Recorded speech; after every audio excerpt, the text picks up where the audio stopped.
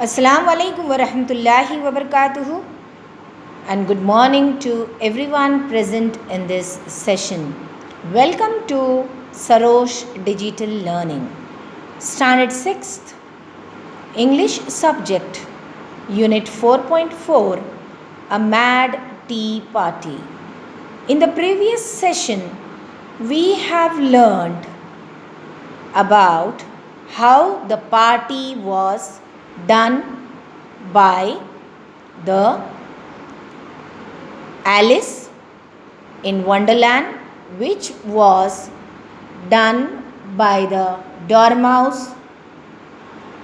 Then you can say the characters in this novel, it is a novel type, such as Hatter, then March Hare, and Dormouse I said before, even along with that Alice. So this novel, it was written by Lewis Carroll. It tells as of the adventures of a little girl called Alice who falls into a rabbit hole and finds herself in a fantasy world where funny people mingle with peculiar creatures. Here she happens to attend a tea party with three of them that I said, that is March Hare, the Mad Hatter, and the Dormouse. So we have completed half part of this lesson. We shall continue this chapter. So just turn to the page number 89. As I said you that I is the same thing with you, said the Hatter. And here the conversation dropped and the party sat silent for a minute. While Alice thought overall she could remember about Raven's and writing desk, which wasn't much.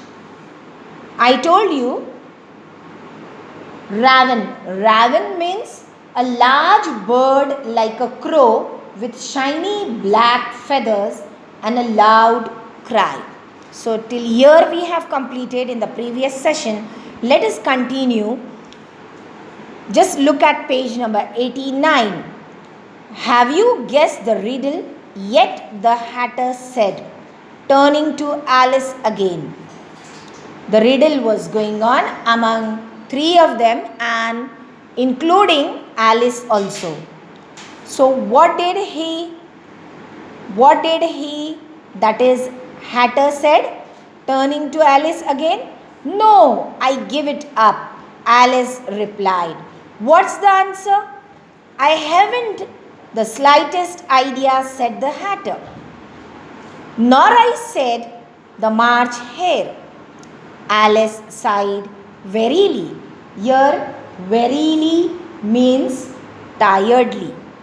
That means Alice, she sighed tiredly and said, I think you might do something better with the time. She said, then waste it in asking riddles that have no answers. If you knew time as well as I do, said the Hatter, you wouldn't talk about wasting it. It's him. I don't know what you mean, said Alice. So this grumbling was going on between three of them, and Alice, she was just saying that I don't know what you mean. Of course you don't, the Hatter said, tossing his head contemptuously. I dare say you never even spoke to time. Now the word contemptuously means scornfully. In other words, we can say without any respect. Without any respect. Turn to page number 90.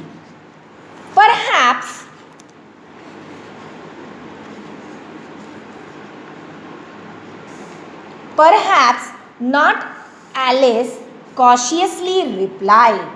Here, cautiously means very carefully. She replied, but I know I have to beat time when I learn music. Ah, that accounts for it, said the Hatter. He won't stand beating now. If you only kept on good terms with him, he had do almost anything you liked with the clock. For instance, suppose it were 9 o'clock in the morning, just time to begin lessons. You would only have to whisper a hint to time, and round goes the clock in a twinkling. 1:30 time for dinner. Whisper means slowly and very silently giving a, you can say in other words, giving a just one, whispering. Okay, so what he want to say, Hatter? He won't stand beating now. If you only keep on good terms with him, he would do almost anything you liked with the clock. And for instance, suppose it were 9 o'clock in the morning. It was just time to begin lessons. You would only have to whisper a hint.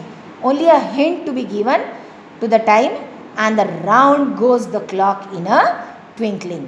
1:30 time for dinner. I only wish it was, the March Hare said to itself in a whisper. That would be grand, certainly, said Alice thoughtfully. But then I should not be hungry for it, you know. Not at first, perhaps, said the Hatter, but you could keep it to 1:30 as long as you liked. So Alice was trying to say that why we should have, if we are hungry, we can wait thoughtfully, but then I shouldn't be hungry for it, you know. Not at first, perhaps, said the Hatter, but you could keep it to 1:30 as long as you liked. A bright idea came into Alice's head. A very good idea came into her. Is that the reason so many tea things are put out here? She asked. On the table, what it was? Tea. Tea was kept. Okay? So just turn over to page number 91. Yes, that's it, said the Hatter. With a sigh. It's always tea time, and we have no time to wash the things between whiles. Only the tea time was there, and he was trying to make Alice understand that we have no time to wash the things between whiles. Between whiles, it is a phrase. This means that between two occasions or two short periods. Then you keep moving round, I suppose, said Alice. Exactly so, said the Hatter, as the things get used up. But what happens when you come to the beginning again? Alice ventured to ask. What did he say? That why you did not come before? Why you did not come before, and you would have tea along with us? Suppose we change the subject. The March Hare interrupted, yawning. I am getting tired of this. I vote the young lady tells us a story. I am afraid I don't know one, said Alice, rather alarmed at the proposal. Then the Dormouse, shall? They both cried, wake up, Dormouse, and they pinched it on both sides at once. What did they did? Dormouse They both cried